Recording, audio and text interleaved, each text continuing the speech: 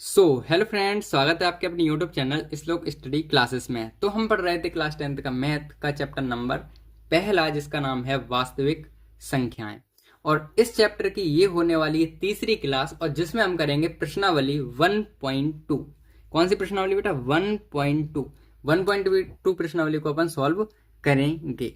ठीक है, इस प्रश्नावली से पहले हमने की 1.1, और वो कहाँ कब की हमने? वो कल वाली क्लास में की थी, जो पिछली क्लास है उसमें की थी। ठीक है, इस प्रश्नावली में क्या करना है? प्रश्नावली में हमें 1.2 में अपरिमेय संख्याओं के बारे में पढ़ना है। किसके संख्याओं के बारे में? अपरिमेय संख्याओं के बारे में। और अपरिमेय संख्या किससे कहते हैं आप जानते हैं? जितनी संख्या हमारी रूट में होती हैं वो सब अपरिमेय संख्या होती हैं। ठीक है, जितनी संख्या रूट में होती है वो सब कैसी होती हैं? अपरिमेय संख्या होती हैं। ठीक है, ऐसी चीजें होती हैं। अब इसमें कुछ इस तरीके के सवाल देखेंगे जो आपको इस बॉक्स में दिख रहा है ना, इस तरीके के सवाल हैं, इन्हें हमें सिद्ध करना है। ठीक है, तो बिना किसी देरी के हम शुरू करते हैं अपनी प्रश्नावली 1.2।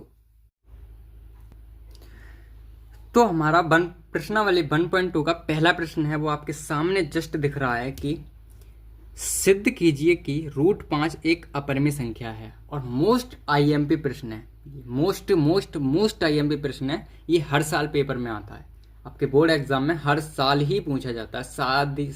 मतलब एक आधी साल ऐसी है जिसमें नहीं पूछा गया, बट हर साल ही पूछा जाता है। ये कोई भी साल ऐसी नहीं है, मतलब बाई चांस बोले बट के निकल आई एक आध, बट ज्यादातर नंबर ऑफ ईयर्स में ये पूछा गया है। सबसे ज्यादा ये पूछा जाता है प्रश्न। ठीक है, और फेवरेट होता है एग्जामिनर का। तो आप ध्यान से समझिए। देखो, जब भी ये प्रश्न आए तो सब प्यार से अपन पहले तो हल लिख लेते हैं, क्योंकि हमें इससे करना है सिद्ध। ठीक है, हमें इससे करना है सिद्ध। सिद्ध भी क्या करना है कि √5 एक अपरिमेय संख्या है। √5 एक अपरिमेय संख्या है, ये चीज हमें सिद्ध करनी है ना, तो हम उल्टा मानेंगे। क्या मानेंगे? माना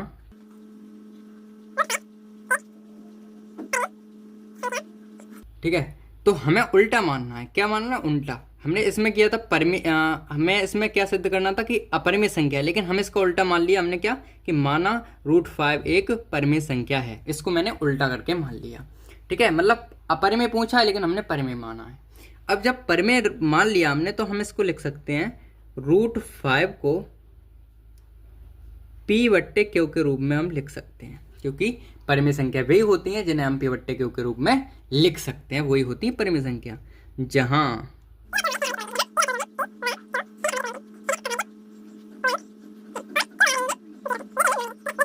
क्या मान लिया कि P व Q सहभाज्य पूर्णांक हैं और Q बराबर नहीं है 0 के। ये परिमेय संख्या की कंडीशन है। ठीक है, अगर हमने मान लिया √5 बराबर P/Q, तो हम एक काम करते हैं, इसमें ना दोनों तरफ वर्ग कर देते हैं। तो लिख लेंगे यहाँ पे, इसमें दोनों तरफ वर्ग करने पर। तो हमने लिखा दोनों तरफ वर्ग करने पर, दोनों तरफ वर्ग कर देते हैं हम। ठीक है, तो अब आगे बढ़ जाते हैं। पहले तो ये अपने पास प्रश्न दिख रहा होगा आपको। अब दोनों तरफ वर्ग करो। चलो, जब दोनों तरफ वर्ग करेंगे तो √5 पे वर्ग चढ़ जाएगा और P/Q इस पूरे के ऊपर वर्ग चढ़ जाएगा। तो √5 का वर्ग होगा 5। ये तो पता है ना, √5 का वर्ग होता है 5। मतलब √5 का वर्ग से रूट कट जाता है, 5 बार आ जाता है। वर्ग से रूट कट गया, 5 आ गया, ऐसे मान लो। मतलब अगर हम किसी रूट का वर्ग करते हैं तो वो जो रूट में संख्या होती है वो बाहर आ जाती है। तो P का इधर करेंगे P का वर्ग और Q का वर्ग अपॉन में Q का वर्ग। ठीक है, P² अपॉन में Q², वर्ग कर दिया आराम से। अब सुनो, अब हम क्या करेंगे, Q² इधर ले जाते हैं। Q² आ गया यहाँ, P² है ही, और Q² इधर ले गया और 5 ले आए इधर, 5 ले आए इधर। और ये हमने अपना समीकरण नंबर पहला मान लिया। यही हमने अपना समीकरण नंबर पहला मान लिया। अब ध्यान से समझने वाली बात क्या है, वो ध्यान से समझिए। ठीक है, देखो, हमने यहाँ मान लिया, हमने Q को इधर ले गए और 5 को इधर ले आए। अब यही जैसे ही हमारे पास 5 नीचे आए, वैसे ही हमने समीकरण नंबर पहला मान लिया। अब इस समीकरण में हमें क्या दिख रहा है? इस समीकरण में हमें कुछ दिख रहा है और उस चीज को हम लिखेंगे। क्या दिख रहा है वो ध्यान से देखिए।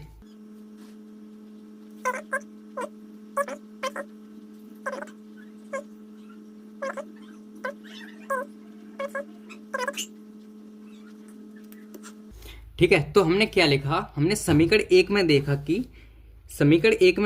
कि पी स्क्वायर जो है वो 5 से विभाजित है, मतलब पी स्क्वायर जो है 5 से कट रहा है। ध्यान से देखो ना, ऐसे इधर से देख लो, पी स्क्वायर जो है वो 5 से कट रहा है, क्योंकि 5 बट्टे में तो 5 का भाग जा रहा है पी में, तो पी स्क्वायर 5 से विभाजित है, तो पी भी 5 से विभाजित होगा। ये बात आपको लिखनी है, पी भी 5 से विभाजित होगा। लेकिन हम इसको फील कराते हैं कि हमने ये लिखा क्या है, ये मतलब लिखा है तो लिखा क्यों है, ये बात आपको हम समझाते हैं। ठीक है, तो हम रफ कार ले लेते, रफ पेज ले लेते, उस पर समझाते हैं।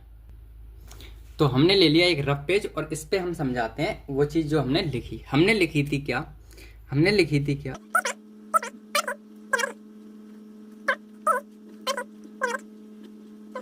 ठीक है। तो हमने ये लाइन लिखी थी कि पी स्क्वायर 5 से विभाजित है तो पी भी 5 से विभाजित होगी, ये लाइन तो लिखी थी। ठीक है, इस लाइन का मतलब ये है, समझो ध्यान से। मान के चलो हमने कोई संख्या ले ली 10, 10 5 से कट रही है, आराम से कट रही है, 10 5 से कट रही है ना, कट रही है आराम से। 10 अगर 5 से कट रही है तो 10 का स्क्वायर अगर हम करें 100, ये भी 5 से कटेगा। अब देखो कट रहा है कि नहीं, 5 दूनी 10 कट गया, 5 दूनी 10 20 बार, तो ये भी पूरा पूरा कटा, ये भी पूरा पूरा कटा।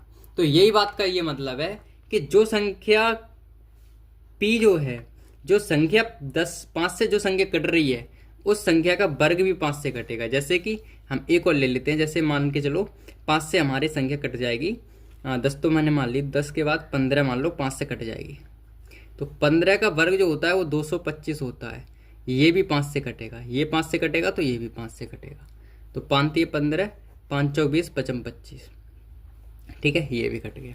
मतलब ये है इस बात का, जो संख्या 5 से कटेगी उसका वर्ग भी 5 से कटेगा। तो वही हमने बात लिखी है यहाँ पे कि समीकरण 1 में पी स्क्वायर 5 से विभाजित है, समीकरण 1 में पी स्क्वायर जो है वो 5 से विभाजित है, तो पी भी 5 से विभाजित होगी। आप चाहो तो रट लो इस बात को या समझ लो, ठीक है, लिखना ऐसे ही है।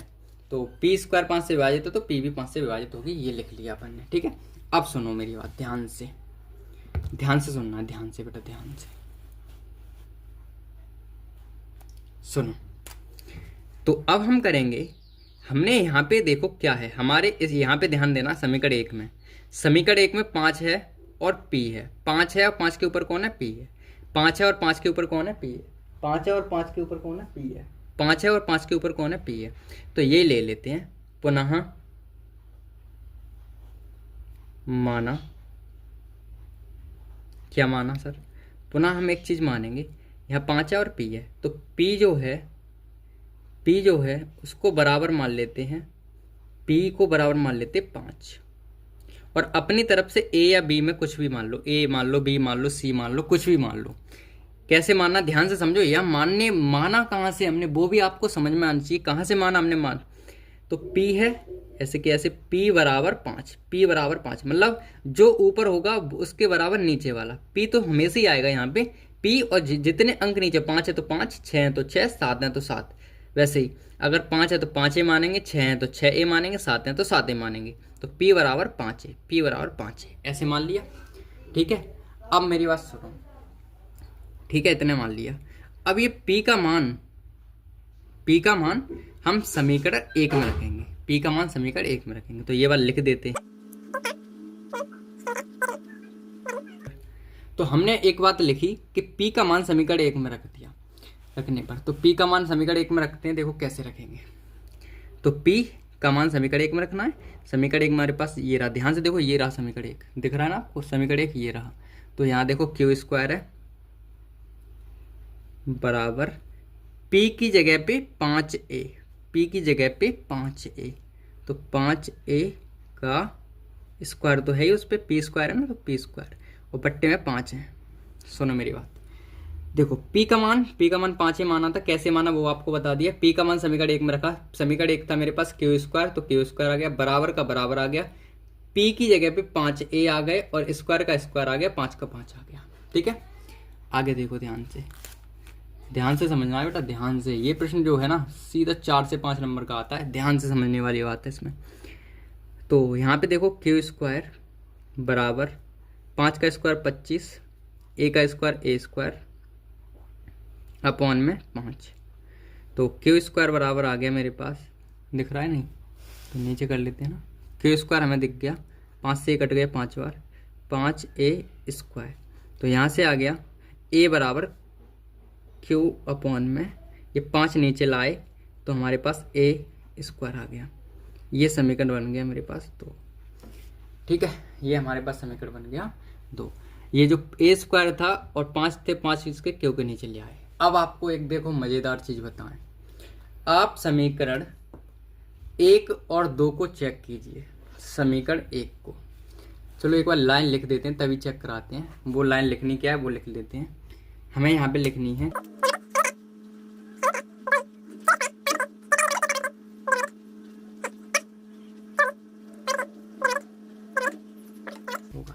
मतलब इसमें यह है कि q² 5 से विभाजित है तब q भी 5 से विभाजित होगा।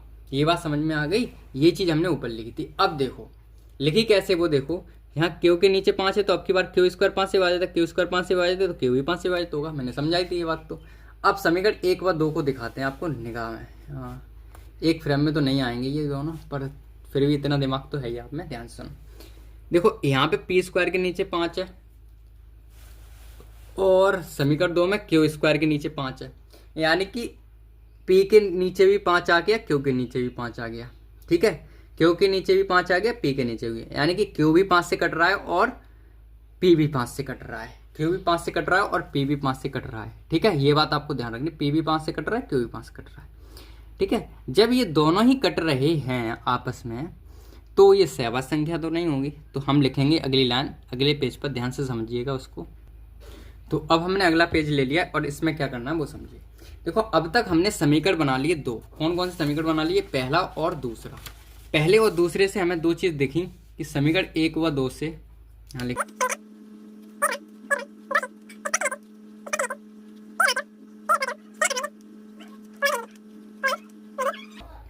ठीक है। तो मैंने समीकरण 1 व 2 से लिखा, समीकरण 1 व 2 से देख के हमने ये लिखा कि समीकरण 1 व 2 से स्पष्ट है कि p व q सहवाज्य पूर्णांक नहीं है। ये बात हमने क्यों लिखी पता है? क्योंकि देखो p के नीचे भी 5 आ रहा है और q के नीचे भी 5 आ रहा है, q के नीचे भी 5 आ रहा है।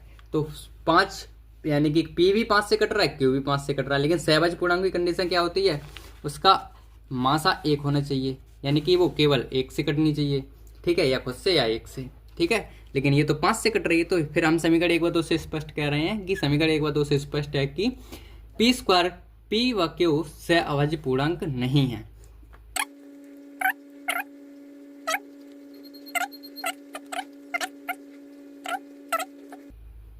ठीक है, तो हमने लिखा कि अतः हमारी कल्पना गलत है। हमने गलत मान लिया। गलत क्या माना? कि हमने माना परमेय संख्या आई है, लेकिन है अपरिमेय।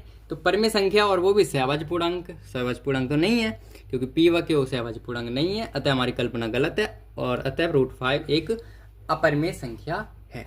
ठीक है, अब एक बार मैं दोबारा से आपको एक बार 1 मिनट में रिव्यू करा देते, क्योंकि पहला प्रश्न था और बड़ा प्रश्न है ये।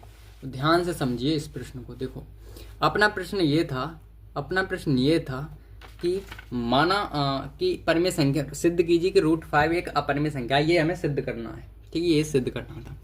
ठीक है, इसमें हमें क्या करना है ध्यान से समझिए। इसमें सबसे पहले हमें मानना है उल्टा। माना √5 एक परमेय संख्या है, फिर √5 बराबर p/q, जहाँ p व q सहअभाज्य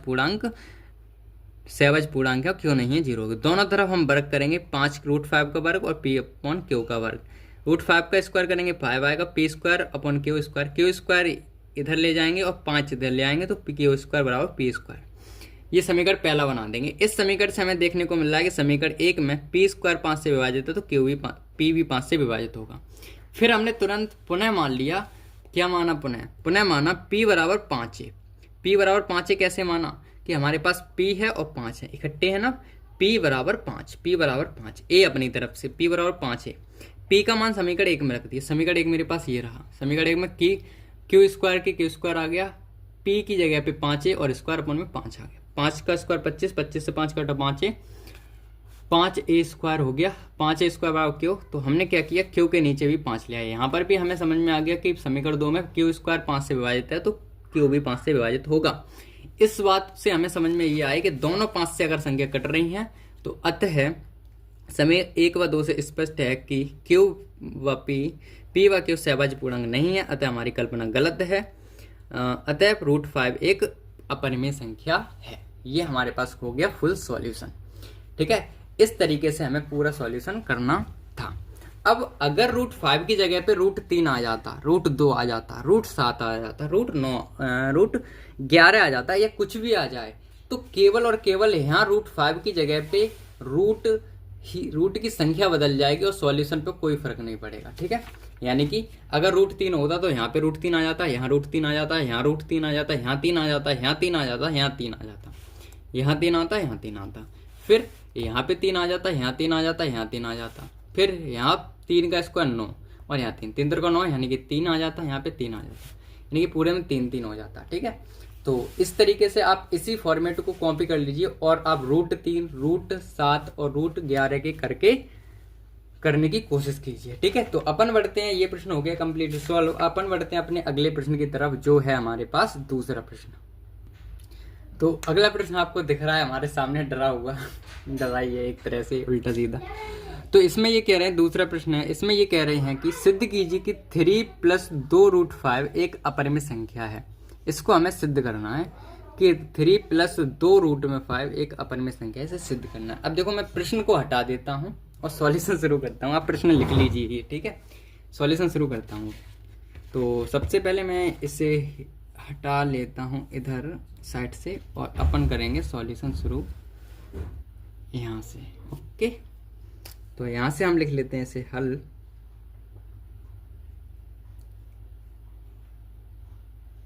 ठीक है, अब आपकी थोड़ी आत्मा की शांति के लिए यहाँ रख देता हूँ इस प्रश्न को, थोड़ी देर के लिए आपको दिखता रहेगा ना, तो आत्मा को शांति मिलती रहेगी आपकी।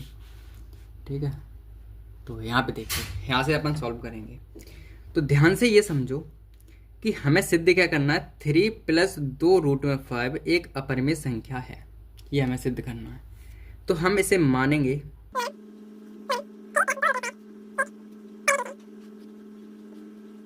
हमें मानना है, हमने मान लिया कि माना 3 + 2 रूट में 5, 3 + 2 रूट में 5 एक परिमेय संख्या, यहाँ अपरिमेय मानी थी लेकिन मैंने परिमेय मान ली। ठीक है, परिमेय संख्या है, गुड।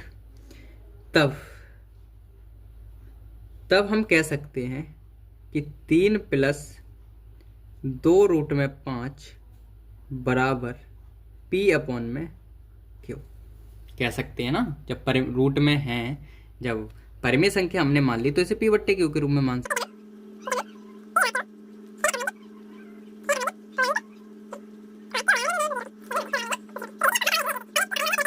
हैं। और P व Q सहभाज्य पूर्णांक है और Q बराबर नहीं 0, ये हर प्रश्न में लिखेगा। ठीक है, तो अब तक रट जाएगा, जब तक हम सब प्रश्न करेंगे तब तक ये रट जाएगा आपको। यहाँ से देखो, ऐसे प्रश्न जब भी आए तो आपको जो रूट में दिखे, जो रूट वाली संख्या है उसे अकेला करना है आपको। जैसे कि हमें रूट में दिख रहा है 5, तो इसे अकेला करेंगे। तो देखो, रूट में 2, वो 2 रूट में 5 बराबर P/Q, और ये 3 है, इधर जाएंगे तो -3 हो जाएंगे। ठीक है, ये -3 हो गए। आगे बढ़ जाइए सर। अब देखो, यहाँ पे ध्यान से देखो, रूट में 2 रूट में 5 तो हैं ही, यहाँ पे अगर एक मान लें हम बट्टे में, तो यहाँ आएगा मेरे पास Q1 Q, P1 P, और Q को 3 में करेंगे तो 3Q। सही है बात? ठीक है सर। और आगे बढ़ जाइए आप, और आगे बढ़ेंगे तो यहाँ पे रूट में 5 जो है उसे अकेला करो, बराबर P-3Q अपॉन में Q तो है ही, और जो यहाँ 2 बैठे थे उनको नीचे ले आओ यहाँ पे बट्टे में। जैसे ही आपका रूट अकेला हो जाए, बिल्कुल वहीं समीकरण 1 मान लो आप। जैसे ही आपका रूट अकेला हो जाए वहीं समीकरण 1 मान लो। इतनी कैलकुलेशन आपको समझ में आई या नहीं? हाँ या ना में बता दो, आ गई होगी। सबसे पहले उल्टा माना, फिर इसको P/Q के रूप में माना, फिर हमने कहा कि रूट वाली संख्या को हम अकेला करेंगे, तो रूट वाली संख्या को यहाँ पे 2 रूट 5 रह गए और 3 को इधर भगा दिया, इधर बट्टे में 1 मान लिया, Q1 Q, P1 P, Q को 3 में करेंगे 3Q, और 2 ये बचे, इसको नीचे ले आए यहाँ पे, बस दैट्स इट। जैसे ही हमारा रूट 5 अकेला हो गया वैसे ही हमने समीकरण 1 मान लिया। अब यहाँ रूट 2 होता तो रूट 2 आ जाता, मतलब होते एक जैसे ही सब। ठीक है, अब सुनो, समीकरण 1 में ध्यान से देखो और एक लाइन लिखो। एक लाइन लिखो, वो ध्यान से देखो क्या लिखते हैं। मैं लिखूंगा 2x की स्पीड पे लिखूंगा, फिर समझाऊंगा, ठीक है। तो यहाँ लिखते हैं हम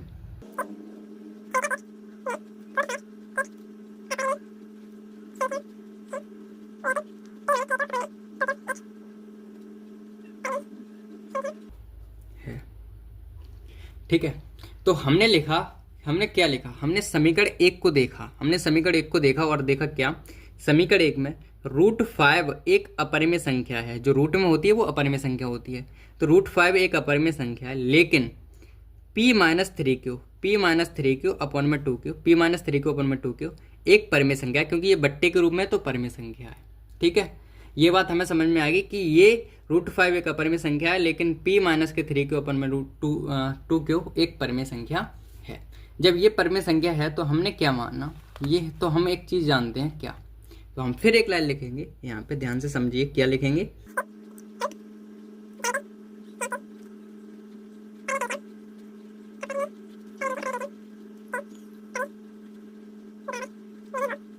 शक्ति, ठीक है। तो हमने एक बात और लिखी कि हम जानते हैं कि परिमेय संख्या जो है अपरिमेय संख्या के कभी बराबर नहीं हो सकती, लेकिन हमारे केस में परिमेय संख्या बराबर अपरिमेय संख्या आ रही है, अपरिमेय संख्या बराबर परिमेय संख्या, ये परिमेय है, ये अपरिमेय है। तो अपरिमेय संख्या परिमेय संख्या बराबर आ रही है, लेकिन हम जानते हैं कि परिमेय संख्या अपरिमेय संख्या बराबर नहीं हो सकती है, इसीलिए या अतः हमारी कल्पना गलत है। इसीलिए 3 + 2√5 एक अपरिमेय संख्या है, अपरिमेय संख्या है, ठीक है, अपरिमेय संख्या है। ये हमारा हो गया पूरा प्रश्न सॉल्व, ठीक है, ये हमारा हो गया पूरा प्रश्न सॉल्व। तो ध्यान से समझने वाली बात इसमें कुछ नहीं थी, बस ये तो हमने आपको एकदम मक्खन की तरह समझा दिया, ये वाली यहाँ तक, बस ये चीज़ आपको ध्यान से समझनी है। इसी से हमने लिखी है कि समीकरण 1 में √5 एक अपरिमेय संख्या, लेकिन p-3 अपन परिमेय संख्या, ये अपरिमेय, ये अपरिमेय, ये अपरिमेय है, ये परिमेय है। हम जानते हैं कि परिमेय संख्या अपरिमेय संख्या के बराबर नहीं हो सकती, अतः हमारी कल्पना गलत है। 3 + 2√5 एक कैसी संख्या हो जाएगी, अपरिमेय संख्या हो जाएगी। तो इस तरीके से हमारा ये प्रश्न जो था वो भी हो गया बिल्कुल कंप्लीटली सॉल्व। और अब हम बढ़ेंगे अपने अगले प्रश्न की तरफ। तो तीसरा प्रश्न मेरे पास क्या है, ध्यान से देखिए। तीसरा प्रश्न आ गया कि सिद्ध कीजिए कि निम्नलिखित संख्याएं अपरिमेय हैं। मेरे पास तीसरे प्रश्न में 3 ही प्रश्न हैं और इनको बारी बारी से हमें सिद्ध करना है। पहला सवाल है 1√2 एक अपरिमेय संख्या, इसे सिद्ध कीजिए। तो हम पहले प्रश्न को उतार लेते हैं 1√2, ठीक है। तो शुरू करते हैं अपना तीसरे का पहला प्रश्न। इसमें ये कह रहे हैं कि 1/√2 एक अपरिमेय संख्या है, इसे सिद्ध की। तो हम मानेंगे क्या, हम उल्टा मान लेते हैं। अब वो मानते क्या है वो आपको पता ही होगा, ध्यान से मान लेते हैं।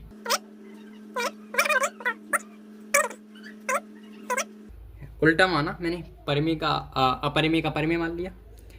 जब ये मान लिया तब 1/√2 को हम p/q के रूप में लिख सकते हैं, जहां वही लाइन p व q सह अभाज्य पूर्णांक है, सह अभाज्य पूर्णांक हैं, और q बराबर नहीं है 0 के, q बराबर नहीं है 0 के। ये बात समझ में आ गई, q बराबर नहीं है 0 के। अब सुनिए ध्यान से, q का इधर गुणा कर दिया, p का इधर कर दिया, तो ये आएगा q1 q बराबर, इधर करेंगे 2/p, 2/p, ठीक है। हो गया गुणा, आराम से गुणा हो गया, नहीं हो गया, देखो ना ध्यान से। q1 q √2 का p में। अब हमने तुमसे कहा, हमने आपसे कहा कि क्या कहा सर, हमने ये कहा कि जो रूट में संख्या होती है उसे अकेला करना है। तो रूट को 2 को अकेला कर देते हैं। तो एक काम करते हैं, √2 बराबर q तो इधर है ही, और p इधर जाएगा तो बट्टे में जाएगा। समझे कि नहीं मेरे मुन्ना? √2 ऐसे के ऐसे, p को इधर जाएगा तो क्यू के नीचे, पी क्यू के नीचे जैसे रूट अकेला होगा वहीं समीकरण पहला बना लेते हैं अपन। बस वही लाइन लिखेंगे, घिसी पिटी लाइन। और वो क्या है लाइन, याद कर लेना ये बात ध्यान से। मैं लिखूंगा 2x की स्पीड पे, क्योंकि आप बोर बहुत जल्दी हो जाते हो हर चीज़ के लिए, तो मुझे थोड़ा मैनेज करके चलना पड़ता है बेटा। टीचर आजकल यार पढ़ाने वाला मर रही, वो एंजॉय वाला हो गया है मन बच्चों का। तो हम लिखेंगे यहाँ पे कि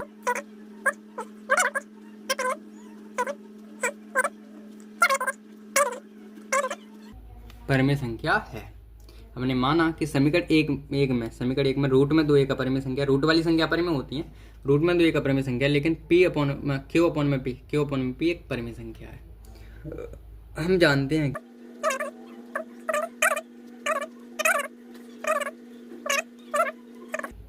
हम क्या जानते हैं, हम जानते हैं कि परिमेय संख्या अपरिमेय संख्या के भी बराबर नहीं हो सकती। ये लाइन लिख ली, ठीक।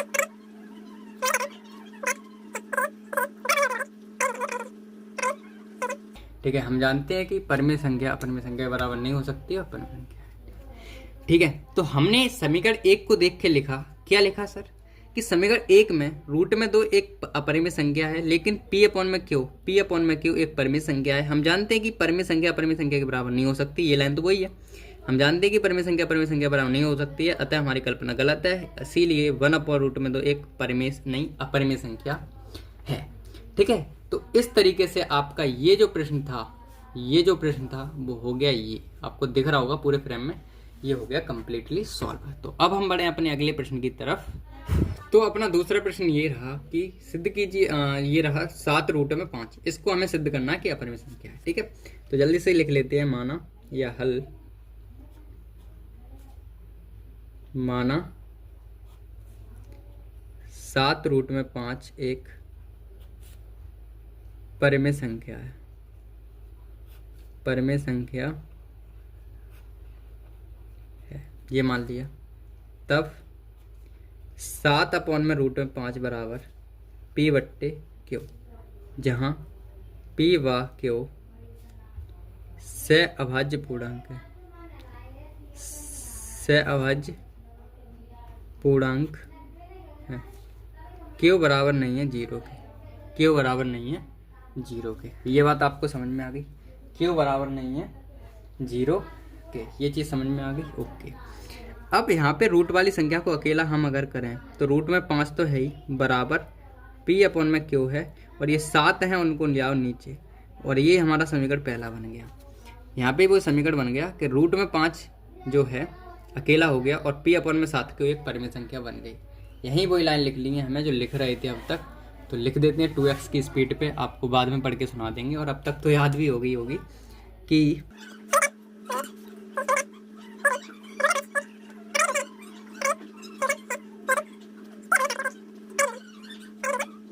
हमने क्या है, समीकरण 1 में √5 एक अपरिमेय संख्या है, लेकिन p अपॉन में 7 क्यू एक परिमेय संख्या है। ठीक है, हम जानते हैं कि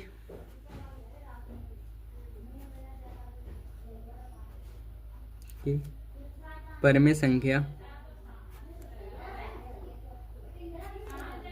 अपरिमेय संख्या के परिमेय संख्या के बराबर नहीं हो सकता या सकते, बराबर नहीं हो सकते, हो सकते। ठीक है, अतः हमारी कल्पना गलत है, अतः हमारी कल्पना गलत है। इसीलिए 7 रूट में 5 एक परिमेय नहीं अपरिमेय संख्या है, अपरिमेय संख्या है, अपरिमेय संख्या है। और ये भी अपना हो गया कंप्लीटली सॉल्व। अब आपको ये वाली लैंग्वेज तो पूरी याद हो गई होगी अब तक मेरे हिसाब से, इतनी बार मैंने लिखी और याद हो गई होगी। एक बार पढ़ के सुना देता हूँ क्योंकि वो 2x पे चल रही थी। तो हम जानते हैं कि परिमेय संख्या अपरिमेय संख्या के बराबर नहीं होती है, हाँ, अतः हमारी कल्पना गलत है। या 7 रूट में 5 एक अपरिमेय संख्या, ये चीज़ हमने समझी थी। वैसे इसमें क्या ही पढ़ के सुनाना है, आपको दिख तो रहा है साफ साफ, और नोट्स बना ही रहे होंगे। तो अब हम बढ़ते हैं अपने अगले प्रश्न पर, जो है दिखा दें आपको 6 + 2, 6 + रूट में 2, इसको करते हैं। ठीक है, तो अगला प्रश्न हमारा है लास्ट में, इसमें ये कह रहे हैं कि सिद्ध कीजिए कि 6 रूट में 5। तो वही मानेंगे, माना 6 प्लस रूट में 2 एक अपरिमेय संख्या नहीं परिमेय संख्या है, परिमेय संख्या है।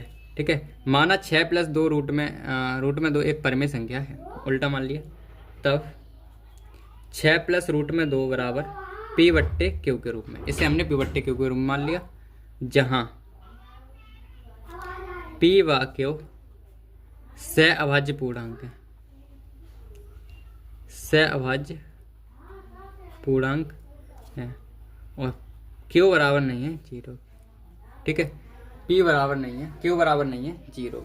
ठीक है, ये चीज़ हमने अब तक लिख ली होगी, आपने रट गई होगी आपको।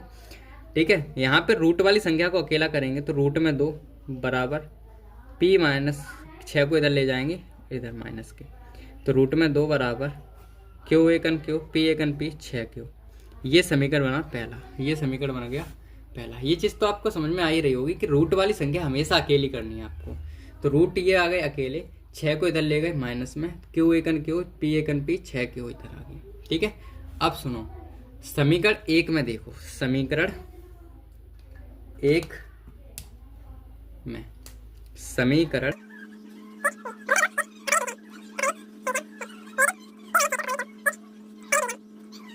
परिमेय संख्या है, रूट में 2 एक अपरिमेय संख्या है, लेकिन p माइनस 6 क्यू एक परिमेय संख्या है। हम जानते हैं कि परिमेय संख्या अपरिमेय संख्या के बराबर नहीं होती है।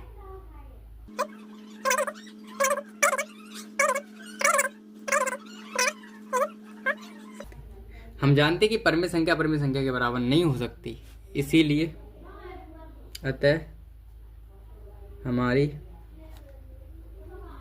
कल्पना गलत है। इसीलिए 6 प्लस रूट में 2 एक अपरिमेय संख्या है, अपरिमेय संख्या है।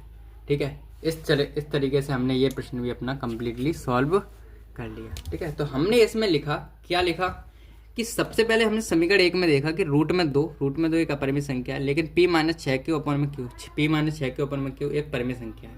ठीक है, परिमेय संख्या है ना। हम जानते हैं कि परिमेय संख्या अपरिमेय संख्या बराबर नहीं होती है, अतः हमारी कल्पना गलत है। इसीलिए 6 प्लस रूट में 2 एक परिमेय नहीं अपरिमेय संख्या है। ओके बेटा, समझ में आ गई होगी ये चीज़। ठीक है, तो इस तरीके से हमारे इस चैप्टर में, मतलब इस प्रश्नावली में जितने प्रश्न थे वो हमने सभी कंप्लीट कर लिए। 1 2 3 में जितने प्रश्न है 3 ही, उनको सभी को कंप्लीट कर लिया। अब हम क्या करेंगे, अगली क्लास में अगले चैप्टर को शुरू करेंगे, क्योंकि इसमें केवल 2 ही प्रश्नावली हैं। तो अगली क्लास में अगले चैप्टर को शुरू करेंगे, और ये चैप्टर तो अपना पूरी तरह से ख़त्म हो गया। तो आप अच्छे से इसको कवर कर लीजिए, अपनी फेयर बना लीजिए और सब काम अच्छे से कर लीजिए। ठीक है, और इस वीडियो के हम लिंक में, इस वीडियो के अंत में जो लिंक जो डिस्क्रिप्शन होता है उसमें एक वर्कशीट डालेंगे इसी चैप्टर से संबंधित, मतलब 1.1 और 1.2 दोनों को मिलाकर एक वर्कशीट डालेंगे। दोनों को प्रश्न होंगे उसमें, और वो आपको हल करनी है, और हल करके हमारे व्हाट्सएप ग्रुप पे या फिर नहीं टेलीग्राम ग्रुप पे भेज देना या सेंड कर देना। और कहीं नहीं कर पाओ तो आप आंसर कमेंट कर देना, केवल कमेंट बॉक्स में, कि पहले का आंसर ये आया, दूसरे का आंसर ये आया, तीसरे का आंसर ये आया, ये इस तरीके से। ठीक है, और ये काम करने के, और जो हम वर्कशीट में क्वेश्चन डालेंगे वो बोर्ड एग्जाम के डालेंगे, जो बोर्ड एग्जाम में आए हुए प्रश्न हैं। ठीक है, ओके बेटा, ठीक है।